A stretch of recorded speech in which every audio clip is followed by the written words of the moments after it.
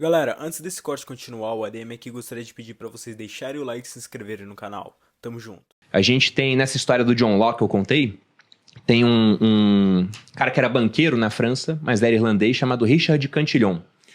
E o Cantillon, ele viu essa dinâmica de muito papel moeda, fazendo os preços em Paris aumentar muito. Ele falou, cara, uma hora vai dar problema. Então ele pegou o papel moeda dele, trocou por metais preciosos e foi embora. E logo depois deu problema. E o que ele reparou? Que quando você cria essa moeda e dá na mão do povo, quem recebe primeiro tem vantagem comparada a quem recebe por último. E isso é vantajoso para quem recebeu primeiro. Então, por exemplo, quando o governo vai e cria moeda, quem recebe primeiro? O próprio governo. A moeda está na mão dele, então o governo pode gastar enquanto os preços não aumentaram. Quem recebe depois? Vamos supor que eles criaram moeda para estádios da Copa do Mundo e Olimpíada. Os empreiteiras. As empreiteiras agora estão com dinheiro. Quem recebe depois? O pessoal que vende para a empreiteira. Então todo esse pessoal é beneficiado. Quem recebe por último? Aposentados. Porque o cara recebe o ano todo a mesma coisa e só tem reajuste no outro ano, só que é pelo IPCA. Que, às vezes, o preço na economia, feijão subiu 20, arroz subiu 18, gasolina subiu 25. Ah, o IPCA deu 5. Por quê? Porque é uma média de preços.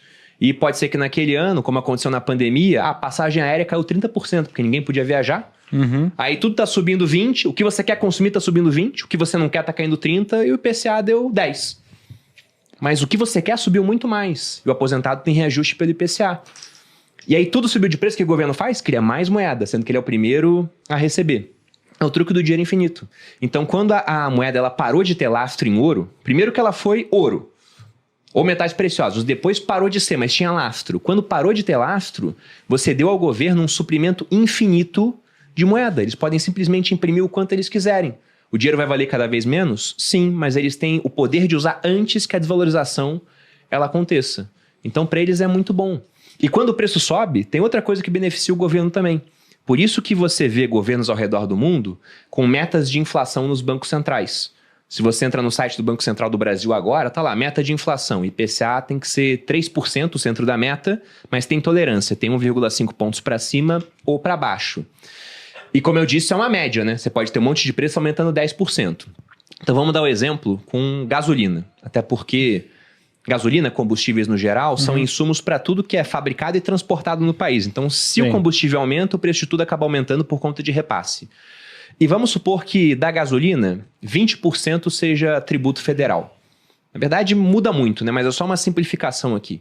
Então se a gasolina está custando R$5 o litro, 20% é imposto, o governo ganha R$1 a cada litro abastecido. Sim. Só que aí o preço da gasolina sobe e vai para R$5,50. A arrecadação do governo, como a alíquota é fixa, 20%, mas está sob preços mais altos, subiu agora também. Ele está arrecadando mais. Não é mais R$1 a cada 1 litro. Agora a arrecadação, como lá subiu 10%, aqui sobe 10% também. Virou R$1,10 por cada litro. Então veja que o governo aumentou em 10% a sua arrecadação. Ele tem mais receita. Pô, Bruno, mas o governo vai gastar mais também, né? Porque agora ele vai ter que dar reajuste para aposentado, tem que abastecer veículos oficiais, o Exército, a Aeronáutica, a Marinha tem gasto com abastecimento. Sim, ele vai gastar mais. Só que se você entra no site do Tesouro Transparente, e tem um gráfico aqui no livro mostrando isso, e olha os gastos do governo com esses itens, o maior gasto do governo não é com saúde, com educação, é com pessoal. Pessoal ativo, mas principalmente pessoal inativo. Só que o pessoal ativo, o governo pode segurar o reajuste por 3 anos, 4 anos. O pessoal inativo está sendo reajustado uma vez por ano, mas pelo IPCA. Então ele arrecada mais e na hora que ele for pagar, ele não está dando todo esse delta para os aposentados ou para o pessoal ativo. Ele pode usar em outras coisas. Então essas metas de inflação pequenininhas acabam sendo boas para o governo. E quando a inflação explode um único ano, mas depois entra em controle, também acaba beneficiando o governo. Então, a gente pega na época da pandemia, quando a inflação subiu para 10% e o governo deixou a Selic em 2%, aquilo ajudou a pagar a dívida pública. Por isso que a dívida pública não explodiu, foi para cima de 80% do PIB. Ela ficou igual. Porque a gente acabou pagando a dívida via inflação. Esse negócio é interessante, né? Você falou da dívida pública, né? Qual que é o limite disso para um país suportar? Porque eu não consigo muito entender, eu acho que às vezes o público pode ter dificuldade aqui. Parece um negócio meio que igual um time de futebol, né? A gente vê o Corinthians, né? Sou corintiano. A gente vê lá, o Corinthians tem uma dívida de 2 bilhões. E o time não quebra nunca. Tá sempre contratando, tá sempre com uma folha Gastando salarial dinheiro. gigantesca. Aí você fala assim, Mas, cara, se eu tiver uma dívida desse tamanho no Grupo Primo, acabou. Não tem o que fazer, né?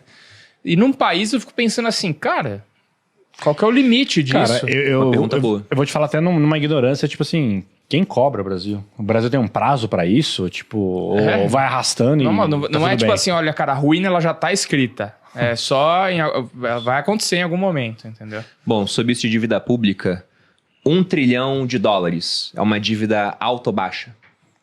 Ó, parece De dólar, já que a gente tem real Parece e esse alta, dólar né? tá subindo cada vez mais, Parece alta. ele tá sendo reajustado Depende- cada vez depende- mais.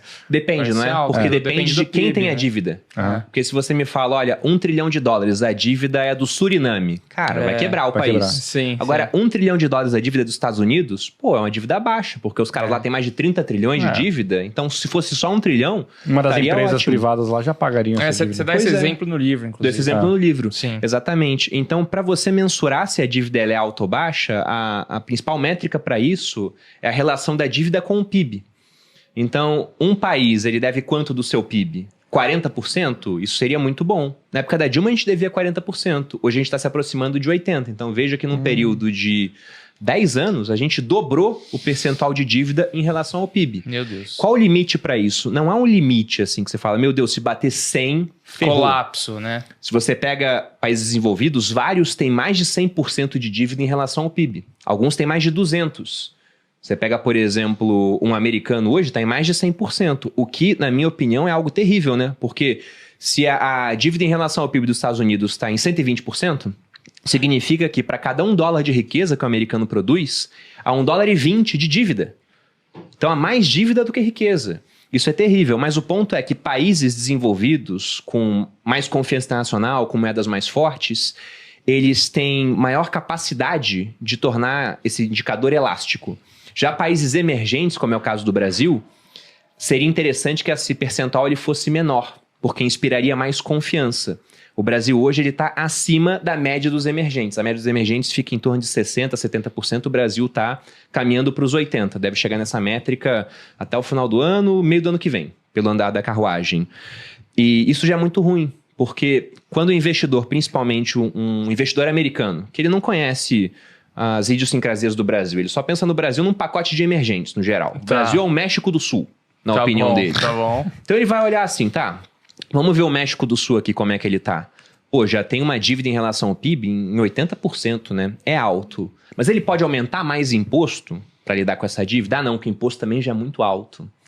Puta. E ele pode emitir mais dívida se precisar? Até pode, né? Tem espaço para isso. Sim. Mas ele tá pagando quanto de juro da dívida? É o maior juro real do mundo. Só tá atrás da Rússia, que está em guerra.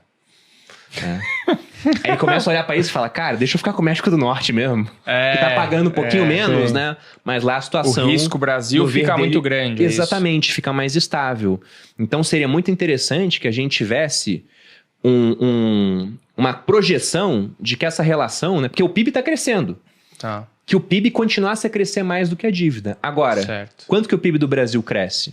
Cara, mais ou menos uns 3% nos últimos anos. Aham. Surpreendeu para cima, né? Mais ou menos uns 3%. Parece que vai crescer mais que a dívida. Cara, a dívida cresce mais do que isso. Porque se você pega só juros da dívida, o juro hoje, se fosse tudo Selic, estaria em 11,25 nesse momento. Se esse podcast sair depois da próxima reunião do Copom, pode estar em 12. Pode estar em mais do que 12. Entendeu? E você perguntou de prazo. Dívida tem prazo para ser paga. Porque se você entra no site do Tesouro, tem lá Tesouro Prefixado 2031, tem Tesouro Selic 2029, Tesouro IPCA+, 2035. E qual é uma característica ruim do Brasil? Nos Estados Unidos, a maior parte da dívida é prefixada. Ou seja, o americano fala, tome essa dívida aqui, ó, 30 anos, taxa de juros, 2% ao ano, que é muito pouco. Mas durante anos, os americanos conseguiram vender dívida de longo prazo por juros muito baixos. Juros, inclusive, menores do que esse. Então imagina que eles venderam dívida de 30 anos com juros de 1,5%. Veio a inflação do Covid em quase 10%, pagou anos daquela dívida. Sim. Porque de que adianta ganhar 1,5% ao ano se as coisas subiram mais de 10%? Você perdeu dinheiro durante um bom tempo. Então veja que para o Estado americano foi uma boa jogada. Agora aqui no Brasil tem dívida pré-fixada, mas é um percentual muito baixo da dívida pública. Porque o brasileiro não é trouxa. Ele sabe que se ele compra um pré-fixado, pelo menos os caras que têm mais dinheiro não são trouxas. Se ele compra um pré-fixado e a inflação explode, ele fica sem dinheiro. Então ele quer o quê? Ele quer indexados à inflação e pós-fixados, ou seja, o que está atrelado à Selic. Se a gente pega a dívida pública, mais ou menos 45% é atrelado à Selic. E aí está a tragédia do Brasil hoje, porque a gente tem um certo ciclo que está acontecendo agora, né? A gente perde confiança, o dólar sobe, bateu R$6. Como o dólar subiu, tudo que pode ser exportado, que a gente produz, e o agricultor, ele vê lá, eu posso vender minha produção no Brasil ou lá fora que está mais caro. Então ele pretende exportar, a não ser que aqui se pague mais caro. Sim. E tudo que é importado fica mais caro também. Então, dólar subiu, inflação acaba subindo. Dólar mais alto encomenda a inflação mais alta. Para conter a inflação, o que o Banco Central faz? O Banco Central sério.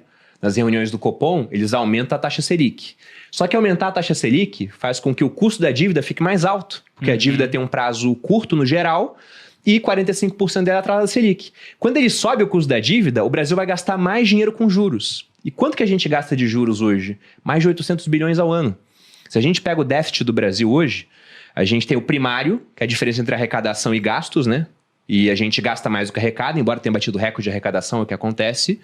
Mas essa é uma menor parte, dá um pouco mais de 220 bilhões, pelo que eu vi nos últimos 12 meses. Agora, se você pega o nominal, onde entram os juros da dívida, aí passa de 1,1 trilhão, porque os juros da dívida pesam muito. Então não vamos pagar a dívida, não vai pagar a dívida, dá calote em todo mundo aqui que financiou o Brasil, né? O seu fundo de previdência vai tomar calote, o fundo de investimento em renda fixa que você tem vai tomar calote, você que comprou título público vai tomar calote, e o Brasil, para obter dinheiro depois, ninguém vai querer emprestar. E aí o Brasil para, porque ele precisa desse dinheiro emprestado, ele gasta mais do que arrecada. Exato. Mas o ponto é, dólar subiu, inflação sobe, Selic sobe, custo da dívida sobe, e aí por conta disso o investidor olha e fala, cara, vou tirar mais dinheiro daqui, tá dando ruim. Aí o dólar sobe mais, a inflação sobe mais. O nome desse cenário, que parece que a gente está se encaminhando para isso, é dominância fiscal.